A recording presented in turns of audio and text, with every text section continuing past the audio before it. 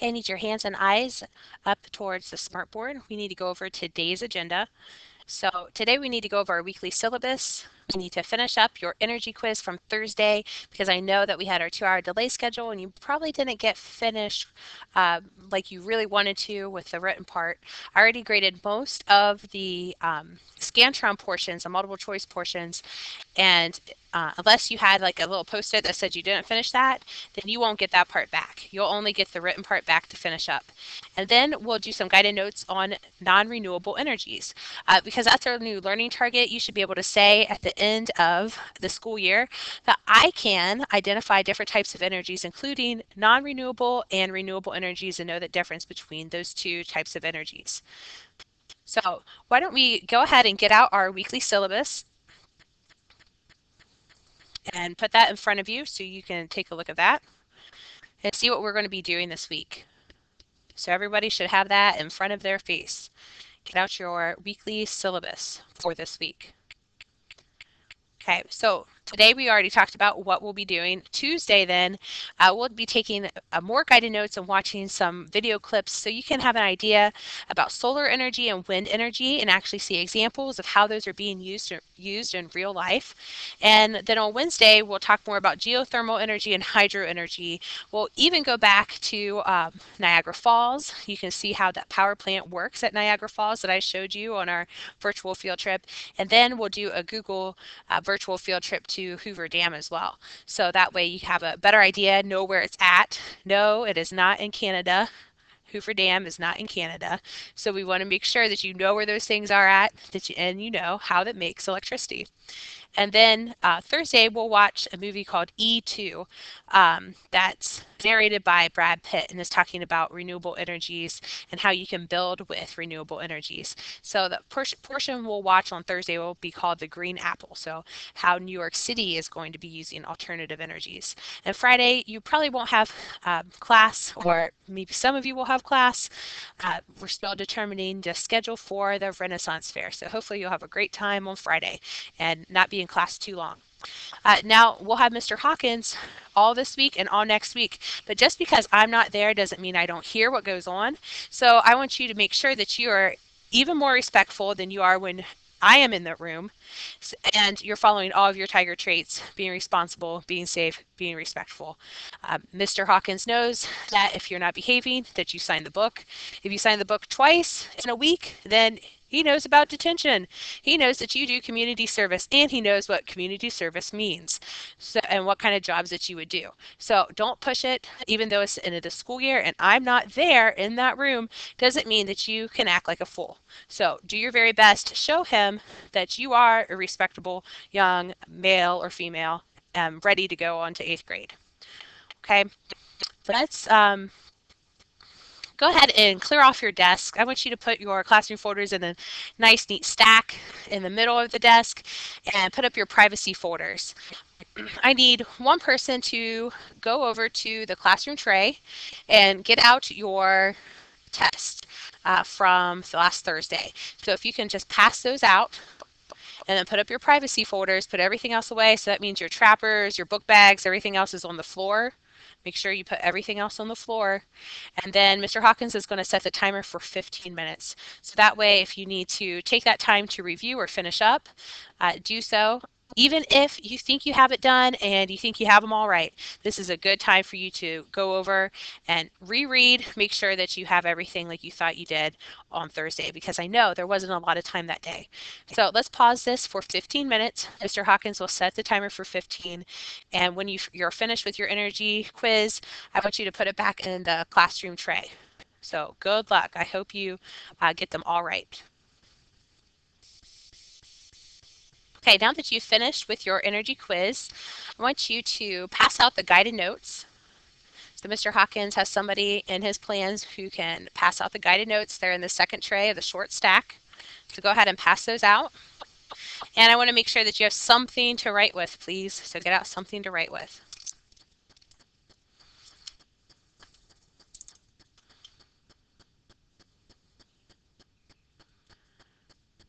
Okay, so everybody should have their guided notes and something to write with now.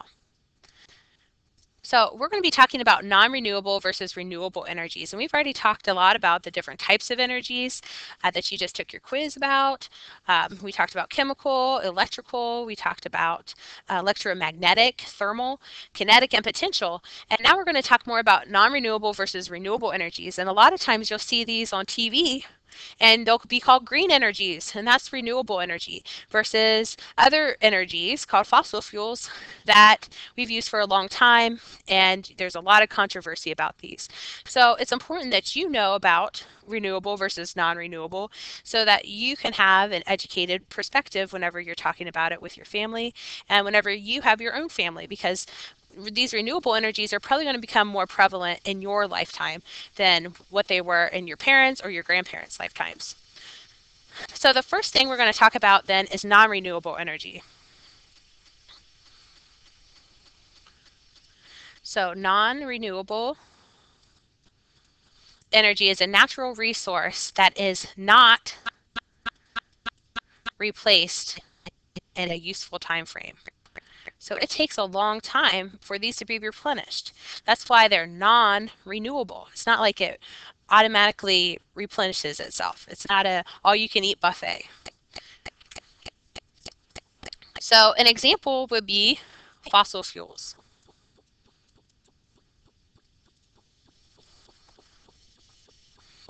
And fossil fuels are energy-rich substances formed from the remains of organisms. So fossil fuels are energy-rich substances formed from the remains of organisms. And there are three major types of fossil fuels. There are three major types. There's coal, oil, and natural gas. And not the kind of natural gas that seventh graders typically have in the classroom. Boys, keep it together.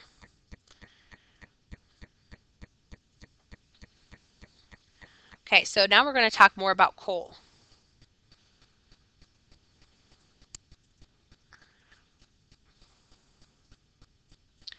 So coal has to be mined or removed from the ground before it can even be used to produce energy. And coal is actually made from plant remains, and we'll talk about that in just a moment. I'll show you a diagram. So let's put that over to the side. Coal is made from plant remains.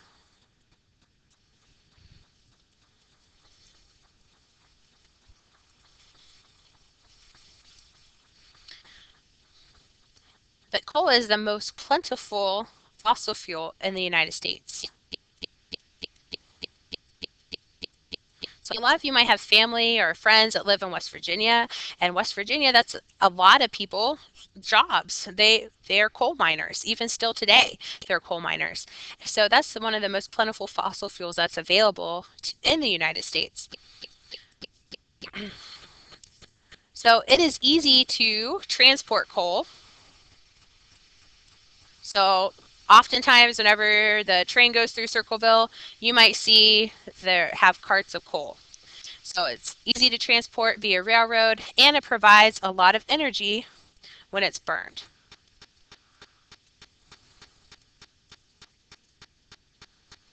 But coal mining does have disadvantages.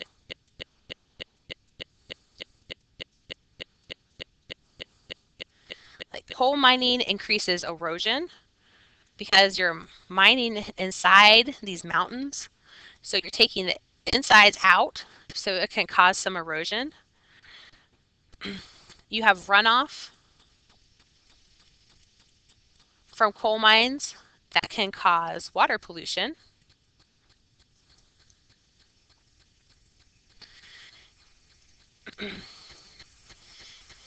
And burning most types of coal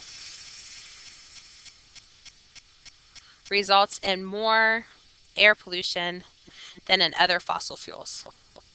But then what about clean coal? Right? I'm sure you've heard about clean coal.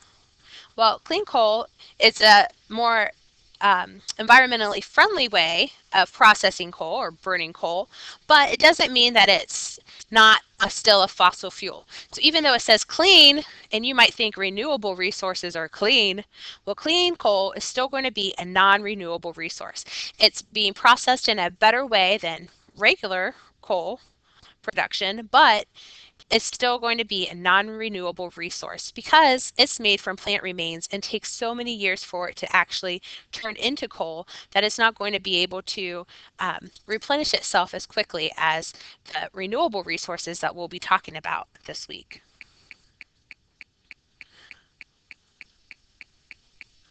Okay, so let's take a look then at this chart, and we see that we have decomposing plant matter.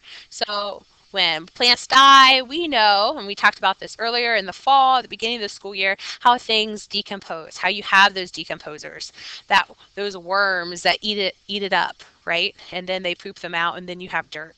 Right? We talked about all those things. So it decomposes plant matter, and so you have that plant matter. And then over time, you have something that's called peat. And that plant remains piles up to form this peat, and that can be used as a type of fuel. But eventually, over a long period of time, then you'll have coal develop, and that's developed because of the increasing pressure from the layers of the earth, the sediment, and it's compacted. So it's kind of like when we were talking about slinkies and how they had potential energy and they're compressed. Well, that's kind of what compacted is. You're pressing down on that, and it's making coal, but it takes a lot of time for you to form coal rather than a renewable resource like water or wind.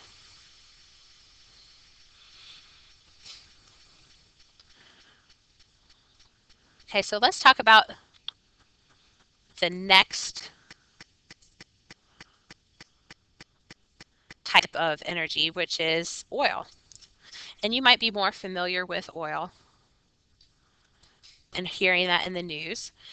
And oil is a thick black liquid fossil fuel.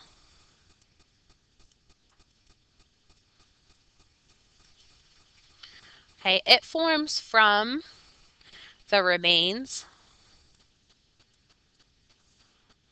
of small animals,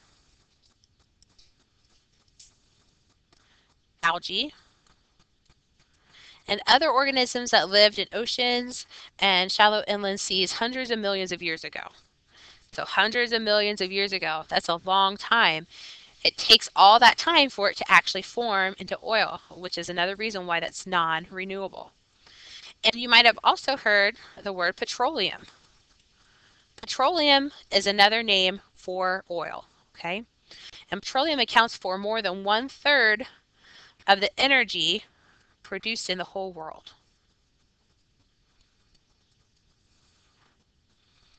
So the fuels for most cars, airplanes, trains, and ships come from petroleum. Now, most oil deposits are going to be located in underground in tiny holes.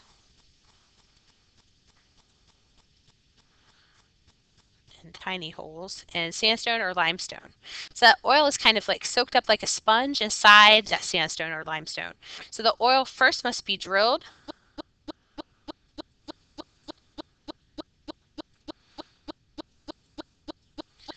and then pumped out of the ground. And the first type of oil that's pumped from the ground, it's called crude oil. And the crude oil undergoes a process where it is heated and separated into fuels and other products at a place called a refinery. Okay, so crude oil undergoes a process where it's heated and separated into fuels and other products at a place called a refinery.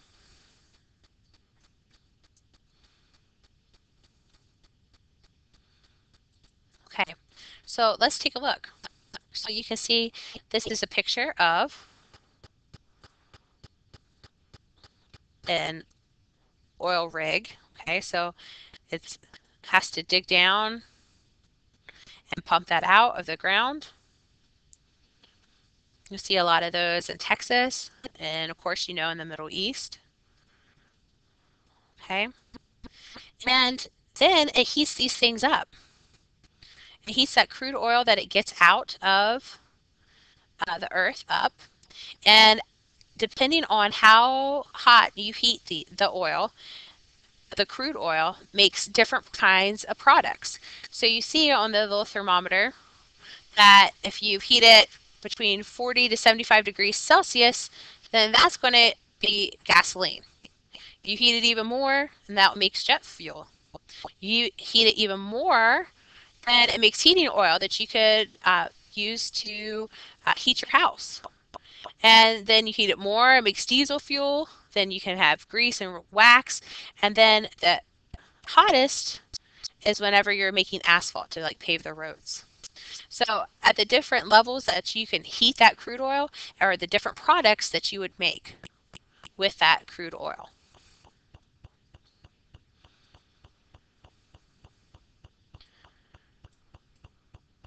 Okay, and then let's talk about the last type of renewable energy, which is called natural gas. So natural gas is a mixture of methane. We remember that methane comes out of both ends of a cow whenever we were talking about the gases in the atmosphere, and other gases. So natural gas is a mixture of methane and other gases, and it forms from some of the same organisms as oil. So natural gas is less dense than oil. So natural gas often rises above an oil deposit and forms a pocket of gas in the rock.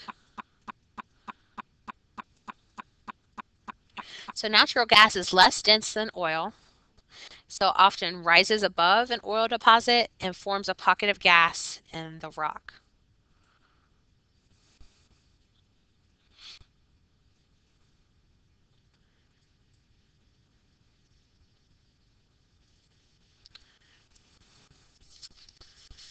Okay. Now pipelines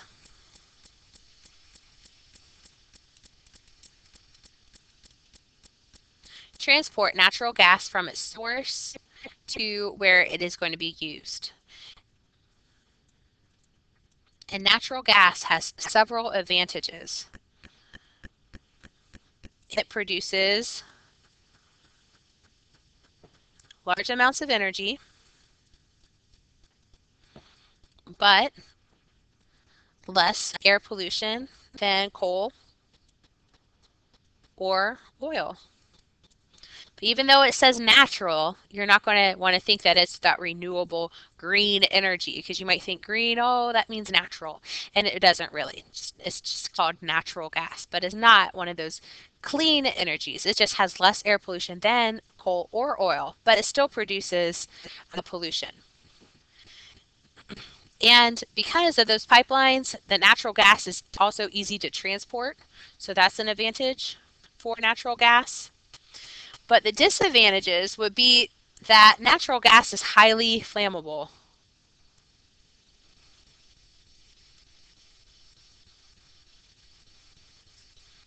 Okay, so flammable, you want to think of fire. Okay, so you can draw your little flame. So you know that flammable means fire. And a gas leak can cause a violent explosion or a fire.